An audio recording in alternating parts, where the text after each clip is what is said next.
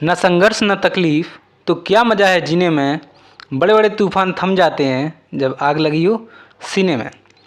Welcome back in examiner दोस्तों and very good morning. चलिए शुरू करते हैं आज की क्विज। दोस्तों पहला क्वेश्चन है, रंगोली भारत के किस क्षेत्र की प्रमुख कला शैली है? तो इसका करेक्ट आंसर दोस्तों हो जाएगा महाराष्ट्र। ओके, चलिए आगे बढ़ते हैं। आधुनिक ग्रीष्मकालीन ओलंपिक खेल कहाँ आयोजित किए गए? तो इसका करेक्ट आंसर हो जाएगा दोस्तों एथेंस। सबसे पहले एथेंस में आयोजित किए गए थे। और दोस्तों इसकी शुरुआत कब हुई थी? 1896 ईस्वी में। ओके, पार्टिसिपेंट्स दोस्तों कितनी हुई थी इस ओलंपिक गेम्स में? तो दोस्तों 14 कंट्रीज हुई थी। कितनी हुई थी? 14 कंट्रीज। ओके, और जो साइड में दोस्तों इमेज जो आप देख रहे हो, यह थॉमस बच की है। किसकी है? थॉमस बच की, जो वर्तमान में अभी हेड ऑफ द ओलंपिक हैं। ओके, और वर्तमान में अभी यदि क्वेश्चन आया आपसे कि वर्तमान में कितने कंट्रीज ने भाग लिया था अभी ओलंपिक खेल जो हुए थे, तो उसमें दोस्तों 205 कंट्रीज ने भाग लिया था। चलिए आगे बढ़ते हैं। रॉबर्ट्स कप किस खेल से संबंधित है? तो इसका करेक्ट आंसर दोस्तों हो जाएगा फुटबॉल। ओके, रॉबर्ट्स कप को देख लेते हैं। साइड में जो आपको दिख रही है डिस्प्ले पर, यह रॉबर्ट्स कप की है। ओके, और दोस्तों इस रॉबर्ट्स कप की जो शुरुआत हुई थी 1891 में हुई थी। कब हुई थी? 1891 में। कहाँ हुई थी? भारत में, मुंबई में। ओके, और दोस्तों थॉमस और जो रॉबर्ट्स कप है, चलिए ठीक है, और भी कप देख लेते हैं। जैसे थॉमस कप हुआ और उबेर कप हुआ, ये दोनों किससे रिलेटेड हैं दोस्तों? बैडमिंटन से रिलेटेड हैं। ओके, और दोस्तों ये थॉमस कप जो दिया जाता है वो किसको दिया जाता है? पुरुषों को दिया जाता है। और उबेर कप जो है वो किसको दिया जाता है? महिलाओं को दिया जाता है। इस बात का ध्यान रखना। और इसी तरीके से डेविस कप भी पुरुषों को दिया जाता है और फेड कप भी महिलाओं को दिया जाता है। और किससे रिलेटेड है? टेनिस गेम से रिलेटेड है। ओके, चलिए आगे बढ़ते हैं। यूएसए का फॉरेस्ट हिल्स स्टेडियम किस खेल से संबंधित है? इसका करेक्ट आंसर दोस्तों लॉन टेनिस हो जाएगा। क्या हो जाएगा? Lawn tennis. चलिए आगे बढ़ते हैं। शहरी क्षेत्र में आमतौर पर किस प्रकार की बेरोजगारी दिखाई देती है? दोस्तों शहरी क्षेत्र में सबसे अधिक शिक्षित बेरोजगारी होती है। कैसी होती है? शिक्षित बेरोजगारी। चलिए आगे बढ़ते हैं।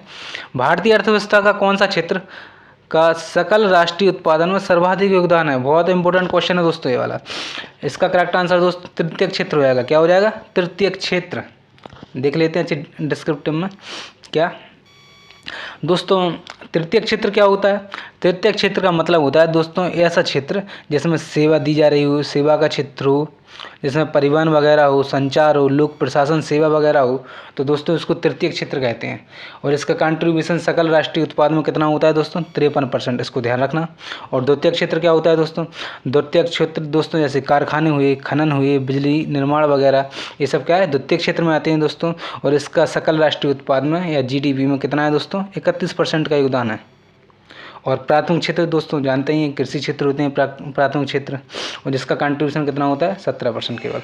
ओके दोस्तों, इन सारे पॉइंट को ध्यान में रखना, एग्जाम रिलेटेड वेरी इंपॉर्टेंट है। चलिए आगे बढ़ते हैं। एलपीजी का मुख्य घटक है?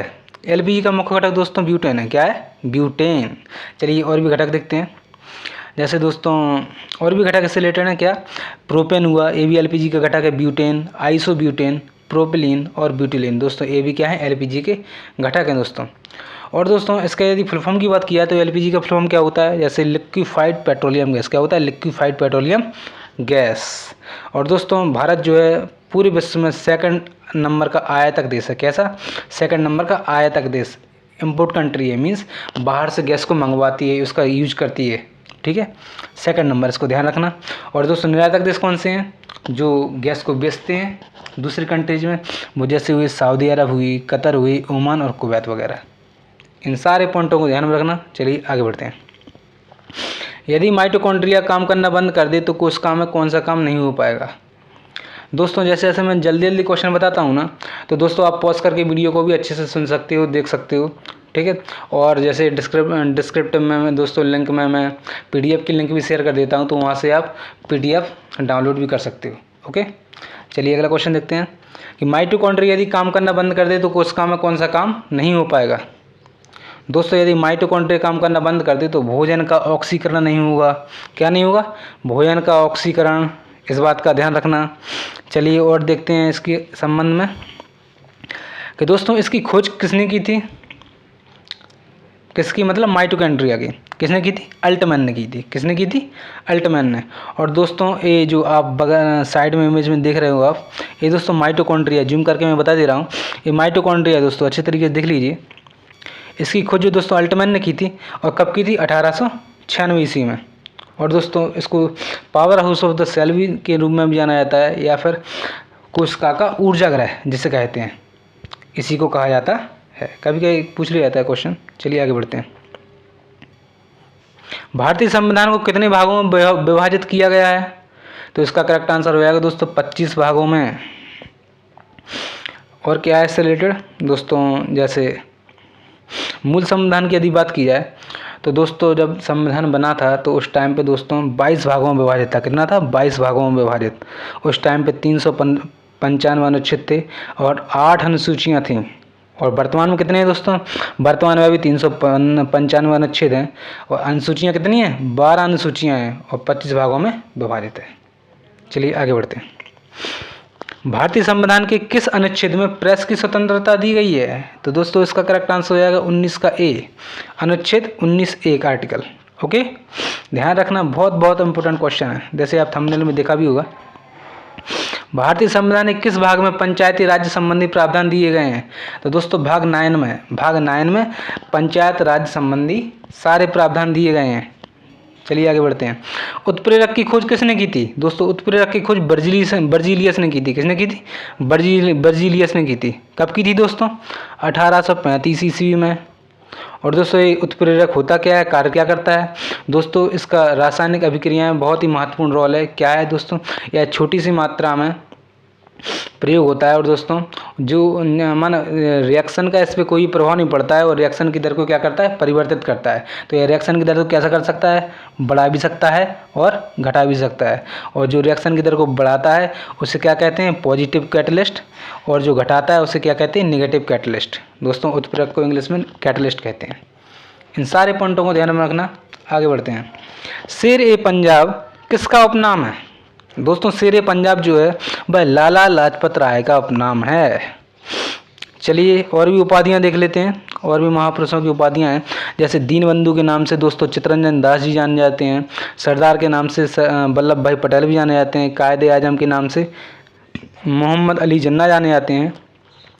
और लोकमान के नाम से बाल गंगाधर तिलक।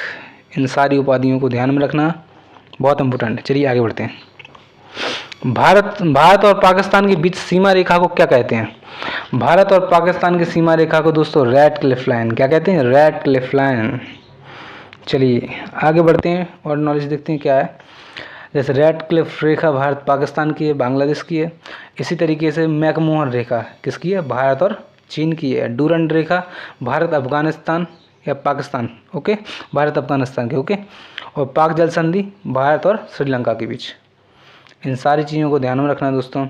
और दोस्तों इतनी मेहनत से आपके लिए वीडियो बनाते हैं तो दोस्तों एक चैनल पर ना हो तो सब्सक्राइब तो बनता है दोस्तों। वीडियो को लाइक कीजिएगा दोस्तों और ज़्यादा से ज़्यादा शेयर कीजिएगा, इससे मेरी बहुत हेल्प होगी दोस्तों। चलिए आगे बढ़ते हैं। मार्ले मिंटो सुधार किस वर्ष प्रस्तुत किया गया था? तो इसका करेक्ट आंसर दोस्तों 1909। कितना हो जाएगा? 1909।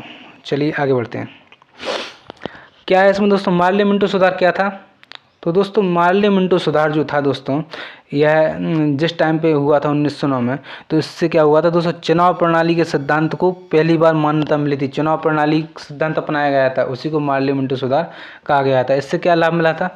इससे दोस्तों गवर्नर जनरल की जो कार्यकारी परिषद थी उसमें पहली बार भारतीयों को क्या मिला था? प्रतिनिधित्व मिला था, लीडरशिप मिली थी दोस्तों पहली बार।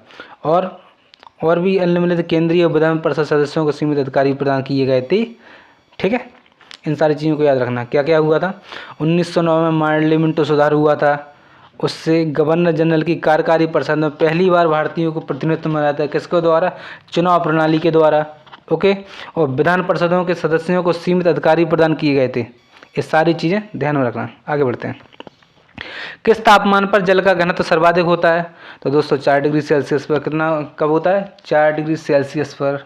चलिए, टेहरी पनबिजली कॉम्प्लेक्स निम्नलिखित में से किस एक नदी पर स्थित है? दोस्तों इसमें से हो जाएगा भागीरथी। क्या हो जाएगा? भागीरथी। चलिए, प्रोग्राम हेतु विकसित की गई प्रथम भाषा है? दोस्तों प्रोग्राम को और सरल एक्सेस करने के लिए एक भाषा का विकास किया गया था। इसको क्या कहा गया था? फोर्ट्रान। क्या कहते हैं? फोर्ट्रान।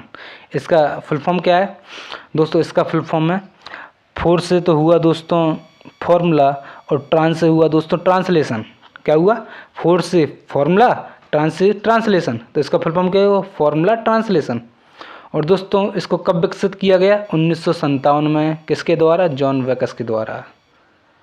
बहुत इंपॉर्टेंट क्वेश्चन है कंप्यूटर से रिलेटेड और अभी तत्कालीन एग्जाम से रिलेटेड। ओके, चलिए आगे बढ़ते हैं। ट्यूबलाइट में ऊर्जा का लगभग कितना प्रतिशत भाग प्रकाश में परिवर्तित हो पाता है, इसका करेक्ट आंसर हो जाएगा दोस्तों 60 से 70%। दोस्तों जो ऊर्जा आती है ट्यूबलाइट केवल उसका 60 से 70% भाग प्रकाश में परिवर्तित कर पाता है। ओके, चलिए आगे बढ़ते हैं। कोशिका में राइबोसोम की अनुपस्थिति में कौन सा कार्य संपादित नहीं होगा, क्या नहीं होगा, राइबोसोम की अनुपस्थिति होगी कोशिका में, तो राइबोसोम क्या करता है दोस्तों, प्रोटीन का संश्लेषण, क्या करता है, प्रोटीन का निर्माण। चलिए